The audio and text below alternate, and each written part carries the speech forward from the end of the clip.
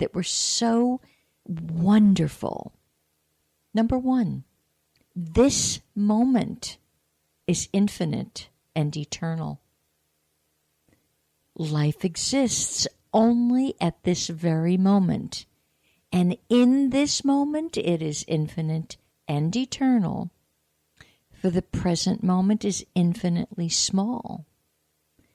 Before you can measure it, it has gone, and yet it exists forever. And Alan says, I have realized that the past and future are illusions, that they exist in the present, which is what there is and all there is. No valid plans for the future can be made by those who have no capacity for living now. And many of you are spinning out your hopes and dreams. You've got a 5-year plan. You've got a retirement plan. You've got a plan for your children when they grow up. You're like planned to the max. Well, what he says is very, very true, and I will repeat it. No valid plans for the future can be made when you have no capacity for living now. That is worth you contemplating. And perhaps in your contemplation, you'll drop all your planning. Just drop it and be here now. Be here. And he goes on to say, tomorrow and your plans for tomorrow can have no significance at all unless you are in full contact with the reality of the present, since it is in the present and only in the present that you live. So he is very much, this thinking is very much aligned with the work I am doing in the discipline known as non-duality. And a couple of you have asked, what's the name of that book that you're very fond of? In this whole different viewpoint of reality, and it is called Living Reality. Now, I have ordered copies of it, so if you want to get some of that information, order the book from me, go for it. But you got to go on to Purple Portal 777 at gmail.com to let me know you'd like that. Another thing he says, the more a thing tends to be permanent, the more it tends to be lifeless. And boy, oh boy, some of you have to do a lot of searching inside yourself. The more a thing tends to be permanent, the more it tends to be lifeless. People poke fun at me because I'm a maven of change, and I change my furniture and reading material. I change at every opportunity that doorway is open. And perhaps it's what it fuels me. It gives me life. So if you've had that sofa for 40 years, bye-bye. It's sunken, it's unbecoming, it's probably smelly, and you're ready for a new one. And I don't care if you change up at the local thrift shop, but change up. Here's one that I think is absolutely so right on the money, I can't wait to share it. Real religion is the transformation of anxiety into laughter. That should make a few of you look carefully at the doctrines you've been swallowing since the get-go. Real religion is the transformation of anxiety into laughter.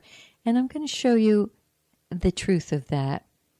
The other evening, I was sitting very quietly, contemplating, doing my work, processing a lot of information, and it was kind of late for the phone to ring with a girlfriend that I don't hear from that often.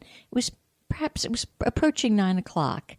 And it's just not the kind of gal that would call in the evening and that late. And I thought, oh, that's interesting. And I know she's been going through some very challenging health problems based on a situation that occurred in her childhood. It's kind of recurring now in her mid-70s. The minute I heard the tone of her voice, my antenna went up, and boy, I was really present for her. What had happened that day was she had gone for 3.5 hours of grueling physical and mental exercise to try to overcome the situation from childhood. And she just sounded, well, first of all, exhausted, but I can only tell you, inwardly hurt and harmed.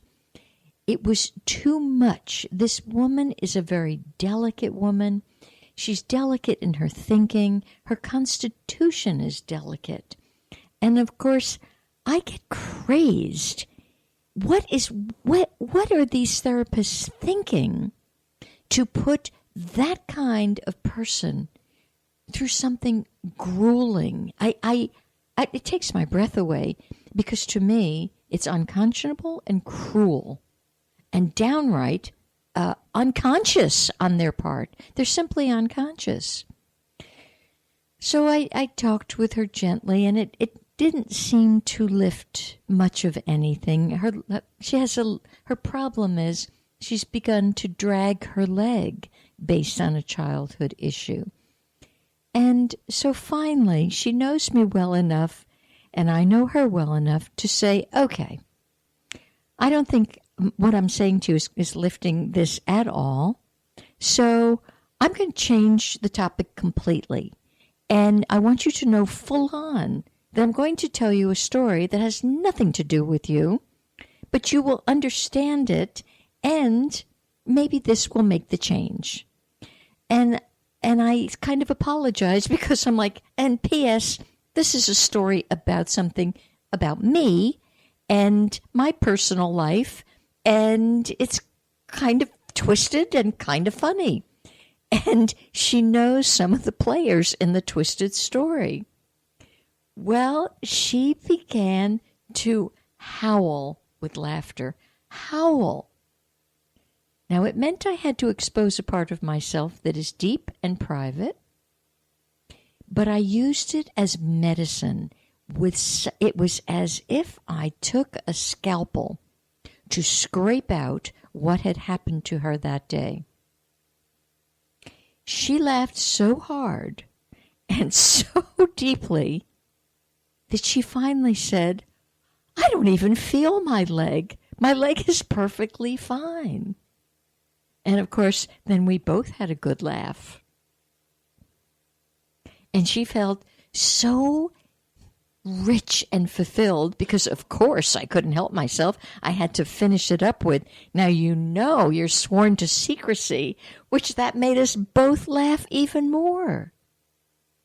Because there's love. And if love ain't religion, there isn't any such thing. And I called you the next day and said, so, how's your leg? And she said, are you kidding? I'm still laughing. The pain's gone.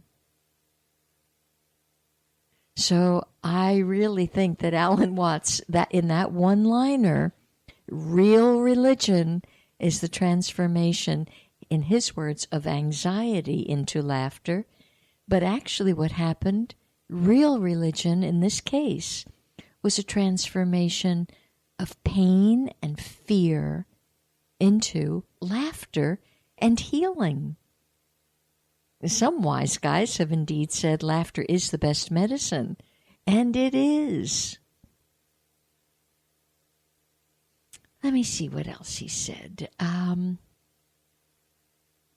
This one's good for some of you. Some of you are such clingers. Honest to Pete, you've got this let-go disease that has just escalated to this death clinging of situations in your life. And of course, I'm one who wants to go along to the cliff that your fingernails are like dug deep into and kind of just lift your fingernails up one by one and happily, lovingly watch you do a quadruple flip off the mountain.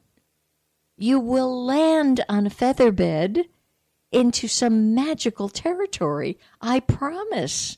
Oh my gosh, but your clinging is, it's beyond clingable. Anyway, here's what he says. Faith is the opposite of clinging to belief, of holding on. And some of you will assure me you've got abundance of faith as you're clinging. So again, I'll repeat it. Faith is the opposite of clinging to belief. It's the opposite of holding on. And he goes on to say with this, but the attitude of faith is to let go and become open to truth, whatever it might turn out to be. You know, truth is not static. Truth is always becoming. So what was truth at 7 o'clock this morning may not be truth now. He continues to have faith. To have faith is to trust yourself to the water. When you swim, you don't grab hold of the water because if you do, you will sink and drown. Instead, you relax and float. We need more floaters in life. We definitely need more floaters. Oh, this is so lovely. He says, I see every one of you as the primordial energy of the universe. In other words, I don't see you as Mr. So-and-so or Miss So-and-so, or you're a scientist, or you're a lawyer, or you're a street person, or you're a failure, or you're a success. I see you as the primordial energy of the universe coming at me in your particular and special way. And I know that I'm that too. But we've learned to define ourselves as separate from it. And there is the cause of all of your problems. You've learned to define yourself as separate from the primordial energy of the universe.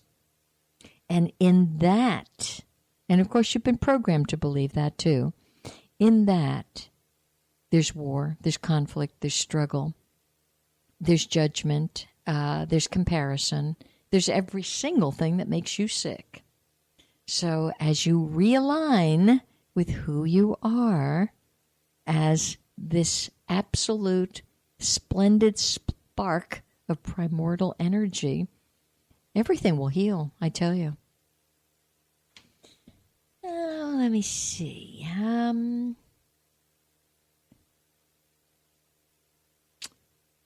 He has so many good things. And I wish I could tell you the site that this came to me on, but I can't. I simply must have printed it out. Someone who apparently really appreciates Alan Watts' work collected about 25 of these things, these sayings of Alan's, and put them all together. And sorry about that. Oh, wait a minute.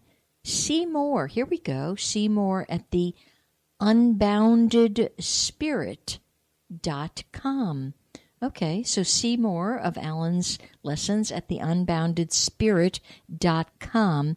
There's also here a / for those of you who want to check this out, /25 life-changing lessons to learn from Alan Watts. Oh, there's a whole lot of other junk with it. So I'm not going to give you all that stuff. It's too much. So you could also perhaps Google 25 life-changing lessons to learn from Alan Watts if it interests you. Here's one. Believe nothing, no matter who said it, unless it agrees with your own reason and your own common sense. Yeah, common sense it seems to be a little bit on the short side these days. We got to get back into the common sense of it. It is challenging because our food is so tainted, and the food of the olden days actually helped people have greater common sense, believe it or not.